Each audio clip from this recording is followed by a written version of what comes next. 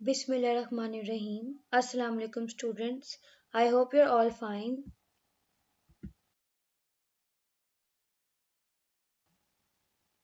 Today we're going to start unit number 12, sound, and our topics are sounds, can sound be measured, sounds need a medium to travel through.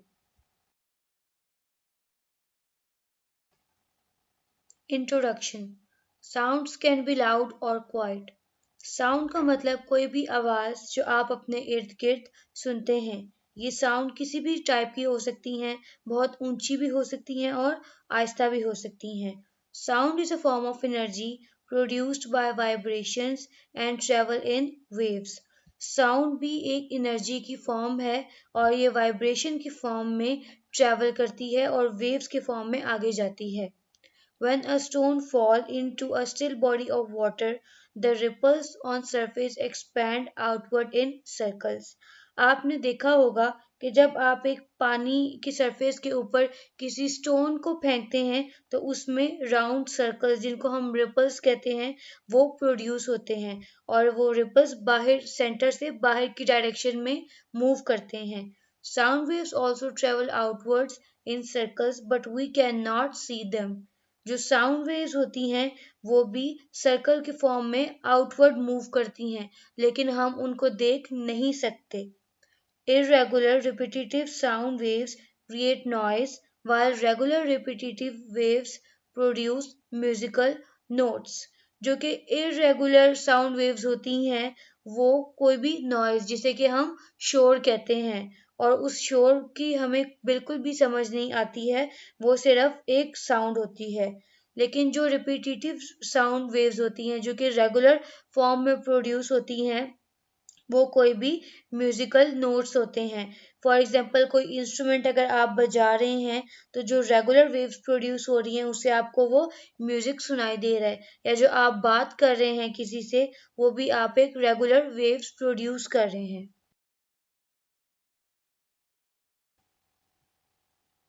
Sound moves through air by pushing air particles around its source. जब sound कोई भी produce होती है तो उसके surrounding में जो air के पार्टिकल्स हैं वो भी मूव करते हैं. When an object vibrate, it moves air particles it which bump into one another. जब कोई भी ऑब्जेक्ट वाइब्रेट करता है तो वो अपने अंदर के एयर पार्टिकल्स को भी मूव करवाता है और वो फिर एयर पार्टिकल्स एक दूसरे से बम्प करते हैं यानी कि टकराते हैं. They are squash and then they expand as each of them passes on its energy to next. जब वो वाइब्रेट करते हैं तो वो एक दूसरे से टकराते हैं और एक पार्टिकल की एनर्जी नेक्स्ट पार्टिकल में ट्रांसफर होती है.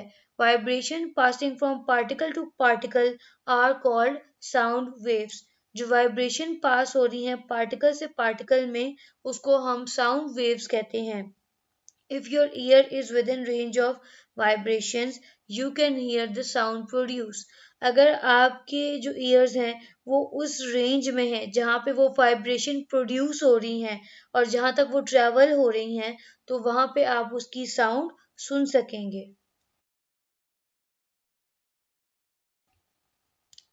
Can sound be measured? कि क्या साउंड को मेयर किया जा सकता है? Sounds can be measured by counting vibrations made in a second. Sound को हम measure करते हैं कि एक सेकंड के अंदर कितनी वाइब्रेशंस प्रोड्यूस हो रही हैं. उन वाइब्रेशंस को फिर हम काउंट करते हैं. Number of vibrations per second is called frequency and it is measured in unit called hertz. एक सेकंड में जितनी वाइब्रेशंस प्रोड्यूस हो रही होती हैं उसको हम फ्रीक्वेंसी कहते हैं और उसको मेजर करने के लिए जो यूनिट यूज हो रहा है वो होता है hertz. Objects vibrating strongly produce loud sound and objects vibrating slowly produce soft sounds. जो ऑब्जेक्ट्स स्ट्रांगली मूव करे होते हैं या वाइब्रेट करे होते हैं तो वो साउंड भी लाउड प्रोड्यूस करते हैं और ऐसे ऑब्जेक्ट जो कि स्लोली वाइब्रेट करे होते हैं वो सॉफ्ट साउंड प्रोड्यूस करते हैं.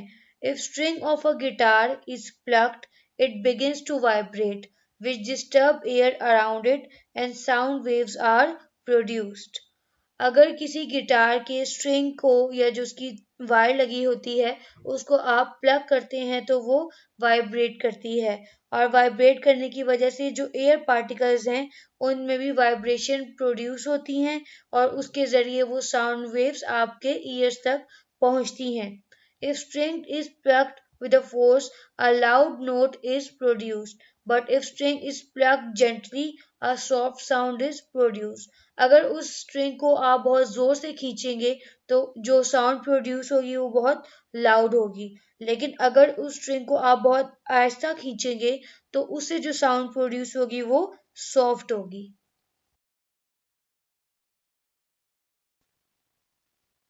Humans can hear sounds ranging between 20 to 16,000 hertz. Human ऐसी साउंड्स को सिर्फ डिटेक्ट कर सकते हैं जिनकी रेंज 20 से 16,000 हर्ट्ज के दरमियान में है।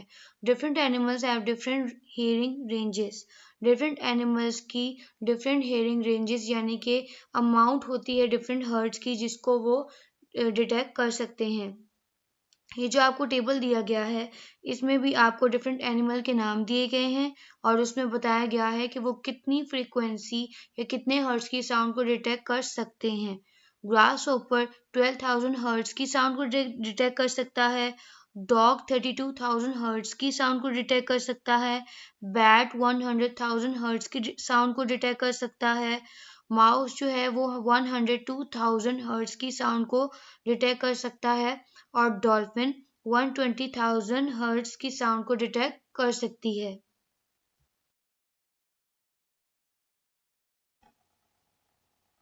Sounds need a medium to travel through, कि साउंड्स को मूव करने के लिए कोई भी मीडियम चाहिए होता है। In outer space there is complete silence. जो आउटर स्पेस यानी कि जो हमारे अर्थ के बाहर की स्पेस है वहाँ पे बिल्कुल कंप्लीट साइलेंस है और कोई भी जो मीडियम है वो मौजूद नहीं है। Sound can not travel through outer space because it is a vacuum that contains nothing to carry sound. जो साउंड होती हैं वो आउटर स्पेस में मूव नहीं कर सकती क्योंकि वहां पे वैक्यूम प्रेजेंट है। वैक्यूम प्रेजेंट होने का मतलब है कि ना वहां पे कोई सॉलिड पार्टिकल्स हैं, ना कोई लिक्विड के पार्टिकल्स हैं और ना ही कोई एयर के पार्टिकल्स हैं। तो जब वहां पे कोई एयर के पार्टिकल्स नहीं मौजूद होंगे तो साउंड को ट्रैवल करने के लिए, वाइब्रेशन के प्रोड्यूस करने के लिए भी पार्टिकल्स चाहिए होते हैं, लेकिन जब पार्टिकल्स नहीं है तो वहां पे साउंड भी ट्रैवल नहीं कर सकेगी। इसलिए हम कहते हैं कि sound can not travel through vacuum. Air through which sound travel is called medium which can be a liquid, solid और गैस। जो एयर होती है जिसके अंदर साउंड ट्रेवल कर रही होती है उसको हम कहते हैं मीडियम। वो मीडियम कोई भी लिक्विड भी हो सकता है जैसे कि वाटर, कोई सॉलिड हो सकता है जैसे कि वॉल जो दीवार होती है आपके रूम्स की, और कोई भी गैस हो सकती है जैसे कि air. Sound travels fastest in solids, then in liquids and more slowly in gases. Sound जो है वो सॉलिड में सबसे फास्टेस्ट ट्रेवल करते हैं, जैसे कि एक वॉल से जब आप साउंड सुन रहे हैं तो वो आपको सबसे ज्यादा या सबसे जल्दी सुनाई देगी। और साउंड जो है उसकी जो नॉर्मल रेंज होती है मूव करने की वो लिक्विड्स में होती है, कि वाटर के जो पार्टिकल्स हैं वो एक दूसरे से थोड़ी सी स्पेसिस में होते हैं, इसलिए उनमें जो साउंड के मूव करने की, ट्रैवल करने की स्पीड है वो एज कंपेयर टू सॉलिड कम होगी। और साउंड की सबसे कम स्पीड मूव करने की होती है गैसेस में, यानी कि कोई भी जो एयर है उसके पार्टिकल सबसे ज्यादा डिस्टेंस पे मौजूद हैं, इसलिए आपको उसके अंदर सबसे लेट या सबसे कम आवाज सुनाई देगी। Now move on to question answers. Question number 4 part 1. Define the following terms. आपको ये terms दी गई हैं, इनकी आपने definition बतानी है। A. Sound. Answer. Sound is a form of energy. Sound एक energy की form है। B. Vibration. Answer. The periodic oscillation of the body is called vibration.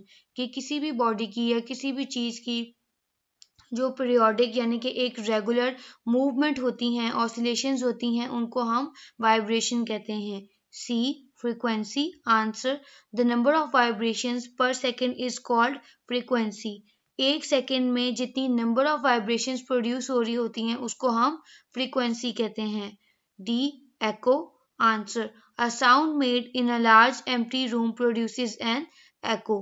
एक रूम में जब आप कभी भी साउंड प्रोड्यूस करें तो आपको कभी कभार वो आवाज़ दोबारा सुनाई देती है, तो वो जो साउंड आपकी रिफ्लेक्ट होके दोबारा आपके पास आती है तो आवाज़ आपको गूंजती हुई सुनाई देती है, इसको हम कहते हैं एको।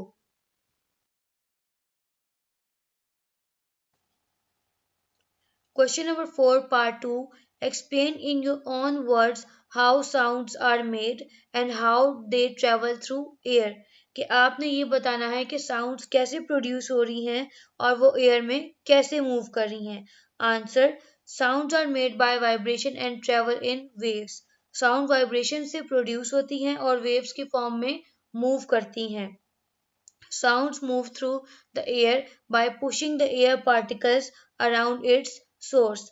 साउंड मूव कैसे कर रही हैं कि वो अपने सराउंडिंग की जो एयर है उसके पार्टिकल को मूव करवाते हैं और वो जब एक दूसरे से टकराते हैं तो उनकी एनर्जी ट्रांसफर होती है जिसकी वजह से साउंड आगे मूव करती है। Question number 4, part 4. In terms of their waves, how are noise and musical notes different from each other.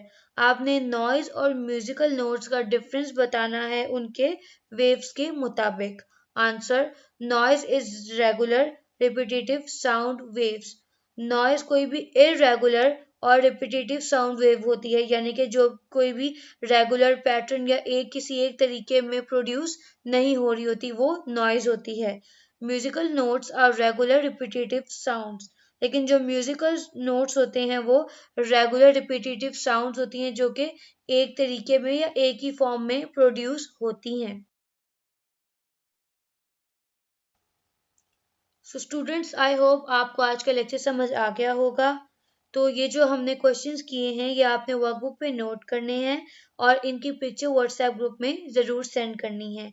मिलते हैं अपने नेक्स्ट लेक्चर में, तब तक के लिए अल्लाह हाफिज़। स्टे